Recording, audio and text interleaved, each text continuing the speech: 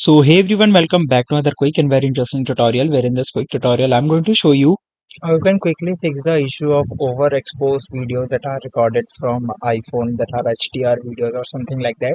Now if any video seems like to be overexposed to you, how you can fix that? Now in order to fix it, just simply click on this option of file over top left corner, then click on project settings.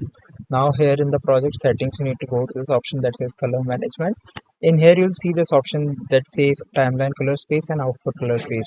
Now both of here you need to select some settings, like you can walk in through multiple settings, like if you want like let's say if you go with recording 2020 rec 2020 and make sure to make changes in the both of these options, and once you do it, now check if your issue has been solved, and if it does not, simply come back again and change some other settings related to that.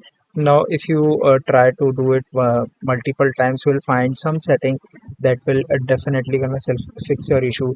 Now just make sure that you apply same color space on both of these options. Alright, so that's it for this tutorial. I hope this video will be helpful for you. Make sure to hit the like button and subscribe button for more such helpful and interesting tutorials. See you in the next one. Take care.